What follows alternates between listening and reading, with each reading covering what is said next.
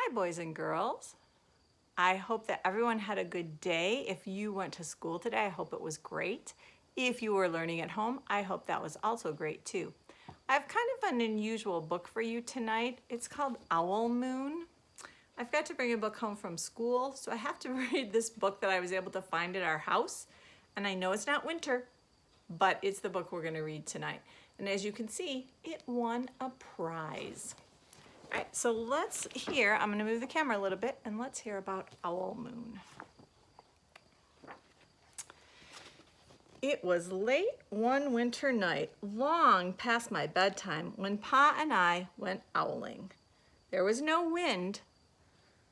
The trees stood tall like giant statues, and the moon was so bright the sky seemed to shine. Somewhere behind us, a train whistle blew, long and low, like a sad, sad song.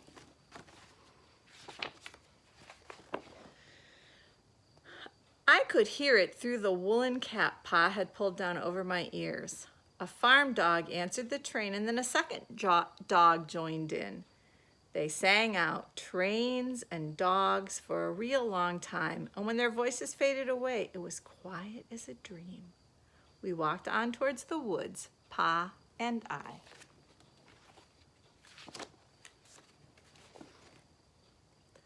Our feet crunched over the crisp snow, and little gray footprints followed us. Pa made a long shadow, but mine was short and round. I had to run after him every now and then to keep up, and my short, round shadow bumped after me.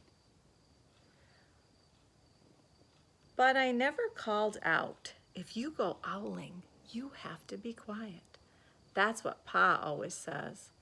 I had been wanting to go owling with him for a long, long time. I wonder what that means to go owling.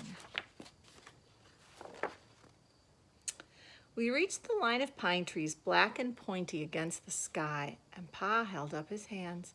I stopped right where I was and waited. He looked up as if searching the stars, as if reading a map up there. The moon made his face into a silver mask. Then he called, "Hoo, hoo, hoo, hoo, hoo, hoo," the sound of a great horned owl. Hoo, hoo, hoo, hoo, hoo, hoo. What do you think they're going to do if they see an owl? Are they going to try to catch it? Again he called out, and then again. After each call he was silent, and for a moment we both listened. But there was no answer. Pa shrugged, and I shrugged. I was not disappointed. My brothers said sometimes there's an owl, and sometimes there isn't.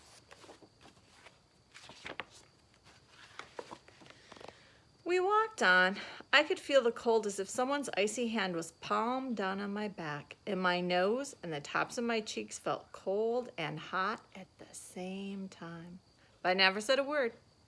If you go owling, you have to be quiet and make your own heat.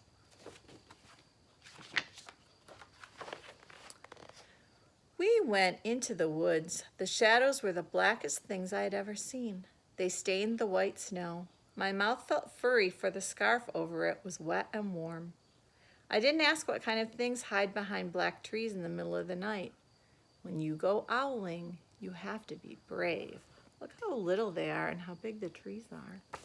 Even the dad looks little. So you know these are really big trees. Then we came to a clearing in the dark woods. The moon was high above us. It seemed to fit exactly over the center of the clearing, and the snow below it was whiter than the milk in a cereal bowl. I sighed, and Pa held up his hands at that sound. I put my mittens over my scarf, over my mouth, and listened hard. And then Pa called, "Hoo, hoo, hoo, hoo, hoo, hoo, hoo, hoo, hoo, hoo." I listened and looked so hard my ears hurt, and my eyes got cloudy with the cold. Pa raised his face to call out again, but before he could open his mouth, an echo came threading its way through the trees. Hoo, hoo, hoo, hoo, hoo.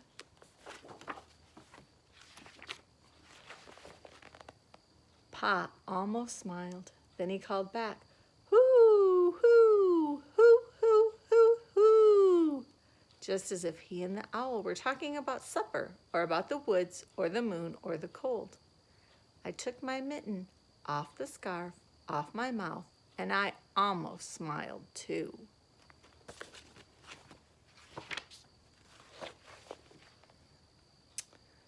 The owl's call came closer from high up in the trees on the edge of the meadow.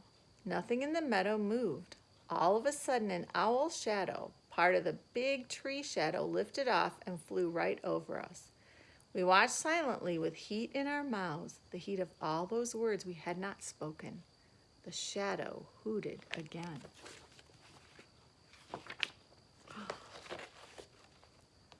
Pa turned on his big flashlight and caught the owl just as he was landing on a branch.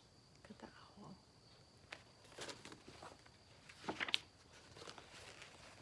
For 1 minute, 3 minutes, maybe even 100 minutes, we stared at one another.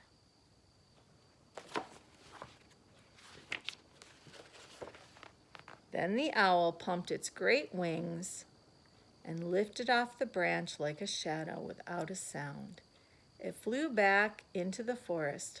"Time to go home," Pa said to me. I knew then I couldn't talk. I couldn't even laugh out loud. But I was a shadow as we walked home.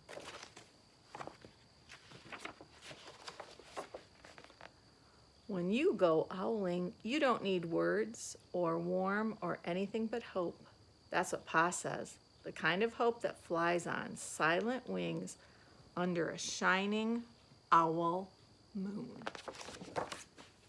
I hope you like that story, boys and girls. They were not trying to catch the owl, were they? They just wanted to see one.